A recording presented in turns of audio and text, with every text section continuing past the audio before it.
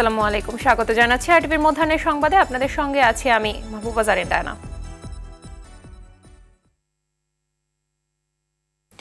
একটানা দাবদাহের পর কিছুটা স্বস্তির খবর মিলতে পারে আজ। আবহাওয়া অধিদপ্তরের সর্বশেষ তথ্য অনুযায়ী সন্ধ্যা নাগাদ বৃষ্টি হতে পারে ঢাকা সহ দেশের বিভিন্ন অঞ্চলে। ফলে তীব্র তাপপ্রবাহের মাত্রাও কমে আসবে খানিকটা। তবে এখনও যশোর, খুলনা, চুয়াডাঙ্গা, পাবনা ও রাজশাহী জেলার উপর দিয়ে বয়ে চলছে তীব্র দাবদাহ। টাঙ্গাইল, ফরিদপুর, গোপালগঞ্জ এবং খুলনা বিভাগের কয়েক জেলাতেও তীব্র দাবদাহ বয়ে যাচ্ছে। এদিকে বৃষ্টিপাতের সম্ভাবনা রয়েছে ঢাকা, ময়মনসিংহ ও বরিশাল বিভাগের দু এক জায়গায় এবং চট্টগ্রাম ও সিলেট বিভাগের কিছু কিছু জায়গায়।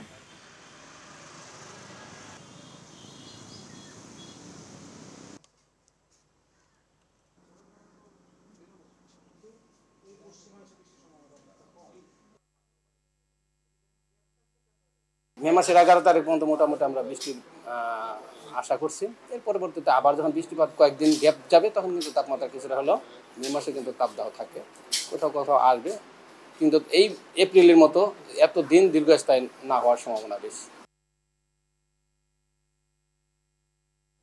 দর্শক, দাবদাহের বিষয়ে জানাতে সরাসরি যোগ দিচ্ছেন রাজধানীর আবহাওয়া অধিদপ্তর থেকে বাদল। বাদল, দাবদাহ নিয়ে আবহাওয়া অধিদপ্তর নতুন কোনো সুখবর দিয়েছে কিনা জানাবেন।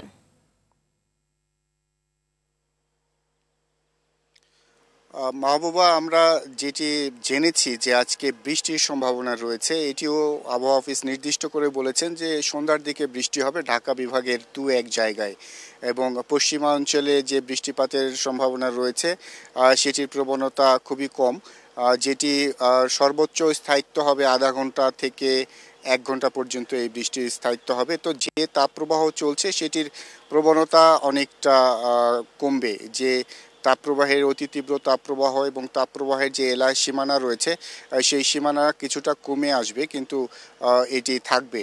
এটি 3টার পরে আসলে নতুন করে আপডেট পাওয়া যাবে যে রেড হিট অ্যালার্ট যেটি চলছে সেটি আসলে কতক্ষণ কোন কোন এলাকায় নতুন করে এটি জারি করা হবে। তো বৃষ্টি যেটি বলা হচ্ছে, এটি যেহেতু বৃষ্টি সামান্য হবে, আজকে কিছুটা শুরু হবে, কাল পরশু ধীরে ধীরে বৃষ্টির মাত্রা বাড়বে এবং 11 তারিখ পর্যন্ত এই প্রবণতা অব্যাহত থাকবে। তারপরে বৃষ্টির প্রবণতা আবার কমে যাবে এবং তখন এই তাপপ্রবাহের যে পরিধি সেটি আবার ধীরে ধীরে বাড়বে।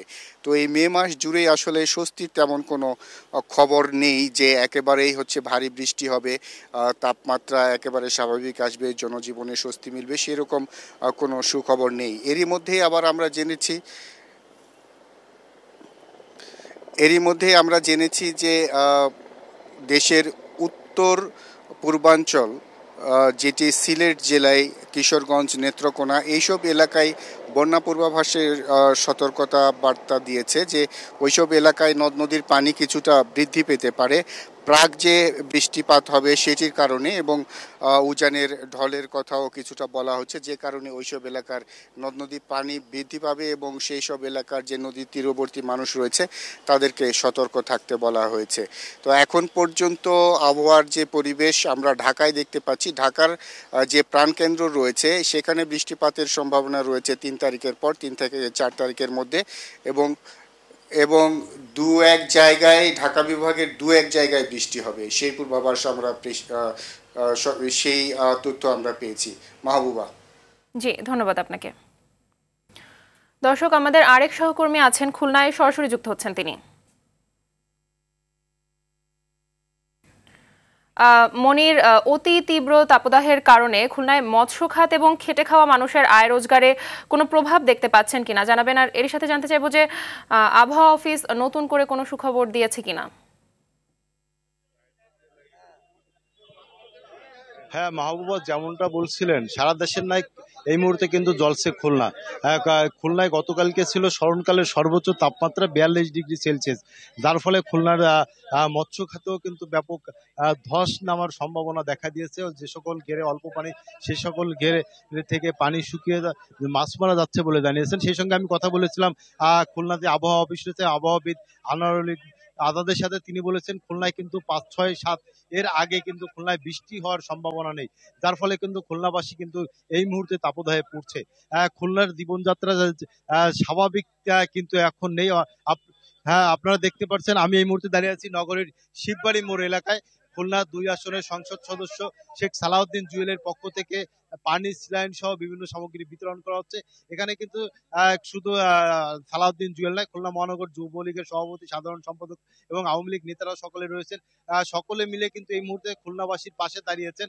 কারণ আপনাকে বলেছি গতকালও খুলনায় কিন্তু ৪২ ডিগ্রি সেলসিয়াস তাপমাত্রা চলল, যার ফলে কিন্তু খুলনার স্বাভাবিক জীবনযাত্রা অনেকটা বিপাকে রয়েছে। খুলনার খেটে খাওয়া মানুষ, শ্রমজীবী মানুষ, তারা কিন্তু স্বাভাবিকভাবে রাস্তায় কাজ করতে পারছেন না, যার ফলে কিন্তু খুলনার মাননীয় প্রধানমন্ত্রীর নির্দেশে খুলনার স্থানীয় সংসদ সদস্য শেখ সালাউদ্দিন জুয়েল, SM কামাল সহ সকল আওয়ামী লীগ নেতাকর্মী সাধারণ মানুষের পাশে রয়েছেন।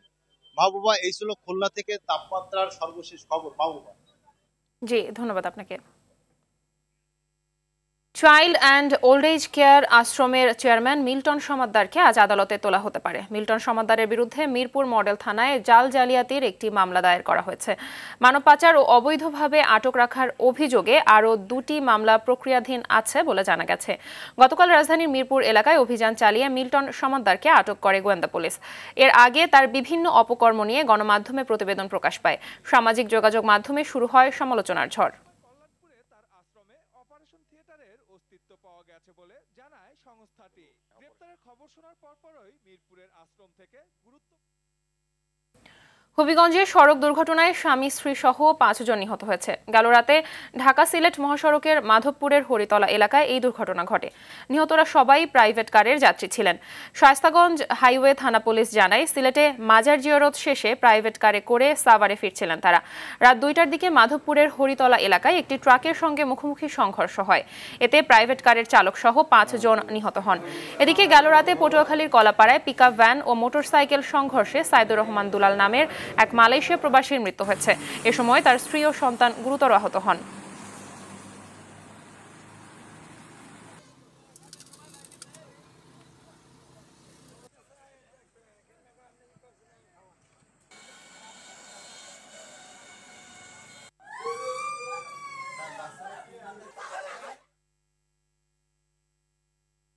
তীব্র তাপপ্রবাহে মানুষের পাশাপাশি অতিষ্ঠ হয়ে পড়েছে প্রাণীকুল। রোদের খরতাপে অস্বস্তি বেড়েছে পাখিদেরও। তাপপ্রবাহ থেকে ঢাকা জাতীয় চিড়িয়াখানার প্রাণীগুলোকে রক্ষায় নেওয়া হয়েছে নানা ব্যবস্থা। হিটস্ট্রোক ঠেকাতে পরিবর্তন আনা হয়েছে খাবারেও। এদিকে প্রচণ্ড গরমে চিড়িয়াখানার দর্শনার্থী কমেছে প্রায় 80%। শরীয়ত খানের রিপোর্টে বিস্তারিত। তীব্র তাপদাহে পড়ছে সারা দেশ, হাঁসফাঁস জনজীবন। গরমের এই তীব্রতা থেকে রেহাই মিলছে না অবলা পশু পাখিরও। এই যেমন ঢাকা চিড়িয়াখানায় 25-30টি হরিণের জন্য এই বিশাল পরিসরের জায়গা থাকলেও কেবল একটু ছায়ার জন্য গুটিসুটি হয়ে বসে আছে একই জায়গায়। খাঁচার সামনে দীর্ঘক্ষণ অপেক্ষা করেও দেখা মিলল না বাঘ আর বনের রাজা সিংহের।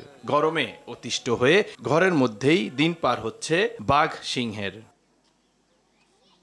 গেল টানা কয়েক সপ্তাহ গরমে যেমন থমকে গেছে পশু পাখির কোলাহল, তেমনি কমে গেছে দর্শনার্থীর সংখ্যাও। শিশুদের আবদার মেটাতে যারা আসছেন হতাশ হচ্ছেন তারাও। এখন দেখছি শুধু চিত্রা হরিণ আর সব খাঁচার ভিতরে। হরিণ দেখতে পাচ্ছি, আমি বাঘ দেখতে পাচ্ছি না। শুধু ক্লান্ত হচ্ছি, তারপর পানি খেয়েছিলাম।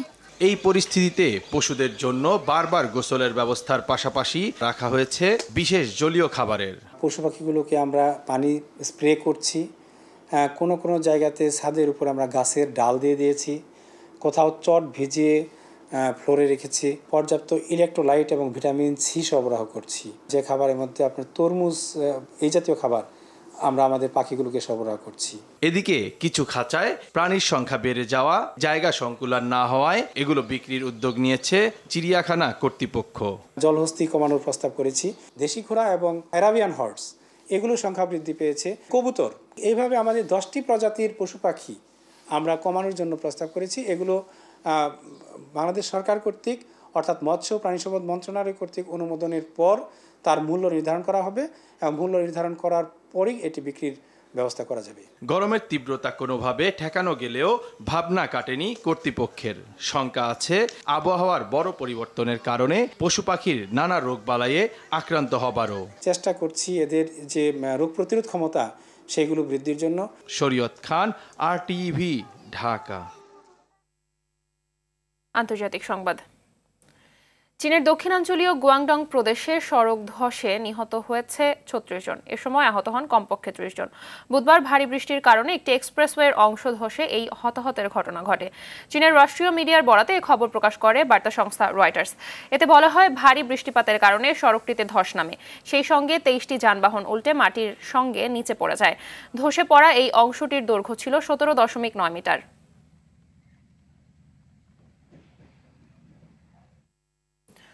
প্রবল বৃষ্টিপাত ও ঝড়ের সম্ভাবনায় সংযুক্ত আরব আমিরাতে সতর্কতা জারি করেছে দেশটির আবহাওয়া অধিদপ্তর। দুবাই, শারজা, ফুজাইরা সহ দেশটির বিভিন্ন অঞ্চলে আজ এবং আগামীকাল ঝড় আঘাত হানতে পারে বলে আশঙ্কা করা হচ্ছে।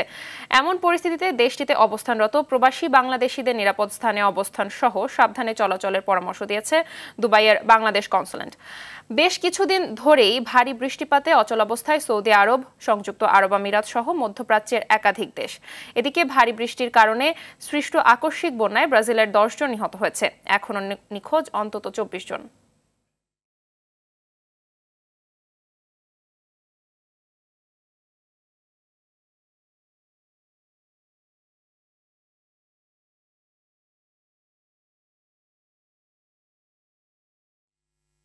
গত 7 অক্টোবরের পর এই প্রথম গাজা উপত্যকার উত্তর সীমান্তের ইরেজ ক্রসিং খুলে দেওয়া হয়েছে।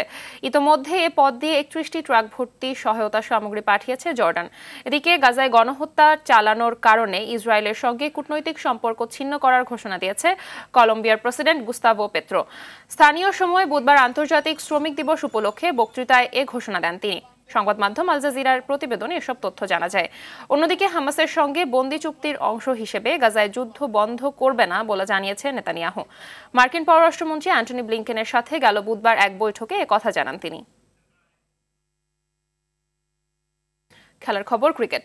5 ম্যাচ সিরিজের প্রথম টি20তে শুক্রবার মাঠে নামবে বাংলাদেশ ও জিম্বাবুয়ে। চট্টগ্রামে ম্যাচটি শুরু হবে বাংলাদেশ সময় সন্ধ্যা 6টায়। এই উপলক্ষে ম্যাচের ভেন্যু সাগরিকায় অনুশীলন করছে দল দুটি। শক্তির বিচারে প্রতিপক্ষ জিম্বাবুয়ে থেকে এগিয়ে থাকলেও সিরিজটিকে গুরুত্বের সঙ্গে দেখছে বাংলাদেশ। কেননা বিশ্বকাপের আগে নিজেদের ঝালিয়ে নেয়ার এটি শেষ সুযোগ দুই দলের ক্রিকেটারদের সামনে। অপরদিকে জয় দিয়ে সিরিজ শুরু করতে আত্মবিশ্বাসী সফরকারী জিম্বাবুয়ে। মধ্যাহ্নের সংবাদ এ পর্যন্তই। সবশেষ সংবাদ জানতে যে কোনো মোবাইল ফোন থেকে 24141 নম্বরে ডায়াল করুন। দুপুরে সংবাদ 1:45টায় দেখার আমন্ত্রণ রইল। ধন্যবাদ সবাইকে।